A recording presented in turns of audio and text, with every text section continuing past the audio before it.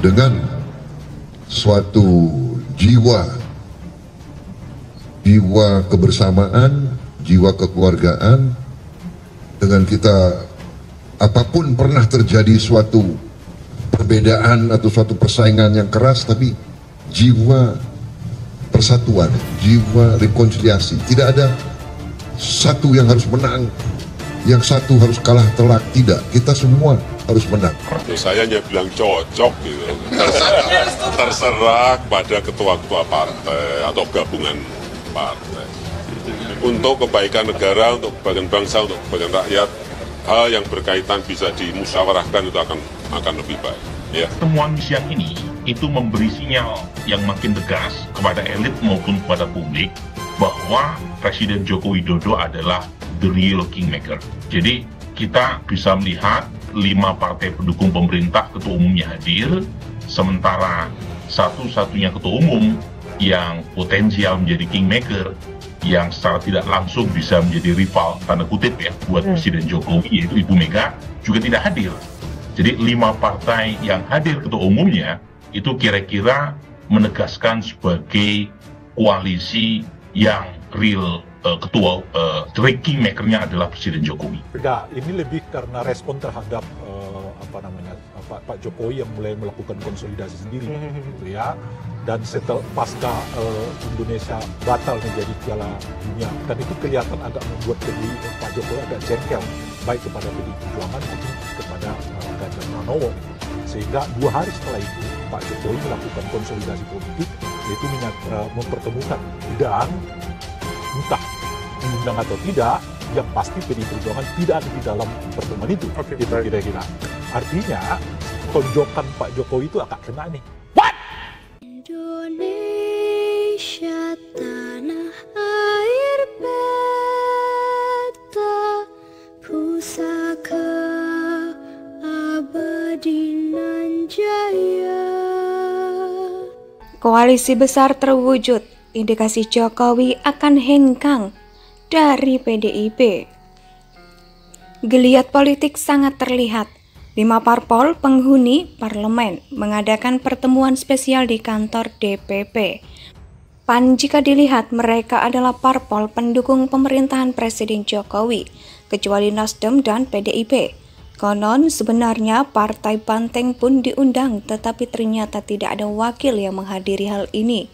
Menjadi teka-teki tersendiri, apakah PDIP tidak mau masuknya wacana koalisi besar ini memang tidak menghadirkan PDIP di dalamnya, sehingga langkah ini jadi tanda tanya apakah merupakan inisiatif Jokowi semata atau memang ada pesan politik dari PDIP lewat Jokowi.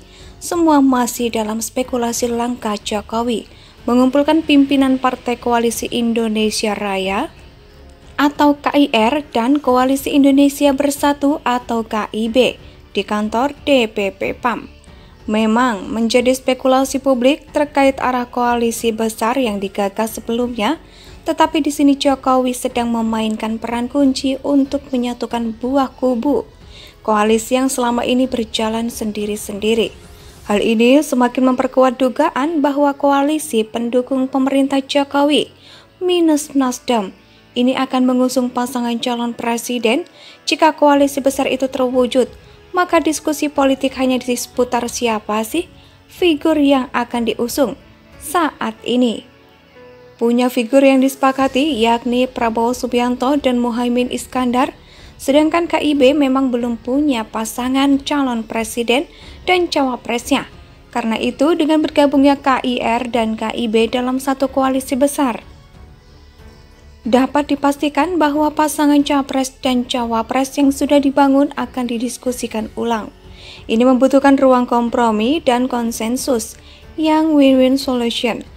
Dilihat dari figur yang dimiliki oleh kedua koalisi besar yang ada, tentu yang paling siap sebagai capres adalah Prabowo Subianto.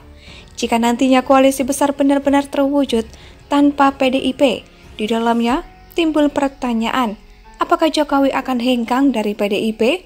Melihat bagaimana pertemuan ini terjadi, Jokowi seolah jadi kingmaker sendirian tanpa Megawati. Jika benar terjadi, bukan tidak mungkin Megawati bakalan marah dan menegur Jokowi. Tapi PDIP lewat Puan dan Budiman Sujatmiko ternyata menyatakan tertarik loh dengan koalisi besar ini. Syaratnya capres harus berasal dari PDIP. Jadi bisa disimpulkan jika tindakan Jokowi atas persetujuan dari Megawati. Manuver Jokowi ini bisa dikatakan sebagai cara PDIP mencari mitra koalisi. Karena Puan Maharani yang dulu sempat melakukan safari politik sepertinya tidak membawa hasil. Mungkin saja pertemuan 5 parpol ini ada yang menyangkut dan bisa berkoalisi dengan PDIP. Baik 5 parpol ini, semuanya ataupun sebagian dari kemungkinan. Jadi, kemungkinan Jokowi hengkang dari PDIP sangatlah kecil. Mengingat bagaimana karakter Jokowi dan bagaimana kerjasama selama ini antara Jokowi dan PDIP. Dinamika politik memang semakin seru untuk disaksikan. Tensi politik pun semakin meningkat, dari dingin hangat sampai dengan panas. Semakin dekat pemilu maka tensi politik, maka akan semakin panas. Dalam politik lawan jadi kawan, atau kawan jadi lawan, sudah jadi barang yang biasa saja. Mungkin terjadi dan biasa seperti itu menolak lupa ketika Pilpres 2019. Tensi politik terasa begitu panas, sementara pertarungan dua kubu utama yakni kubu Jokowi dan Prabowo Subianto begitu terasa panas, saling serang, saling kritik, bahkan menggunakan politik identitas, sehingga ucapan-ucapan para pendukung kedua kubu terasa begitu frontal. Suasana menegangkan itu terus terasa mulai dari tahapan pemilu 2019, pemilihan cawapres masing-masing, jagoan bahkan ketika KPU sudah putuskan siapa pemenang pemilu. Ketegangan masih dilanjutkan sampai ke sidang MK. Ketegangan yang begitu tinggi seolah tidak akan ada ujungnya. Tapi ajaibnya tensi panas ini langsung turun menjadi dingin yang dihiasi kekecewaan berat oleh para pendukung Prabowo Subianto.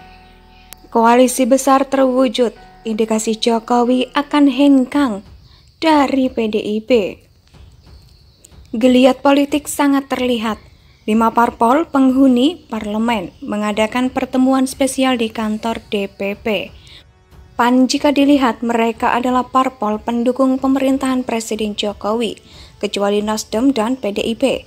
Konon sebenarnya Partai Banteng pun diundang, tetapi ternyata tidak ada wakil yang menghadiri hal ini. Menjadi teka-teki tersendiri, apakah PDIP tidak mau masuknya wacana koalisi besar ini? Memang tidak menghadirkan PDIP di dalamnya. Indonesia sejak dulu kala tetap dipuja-puja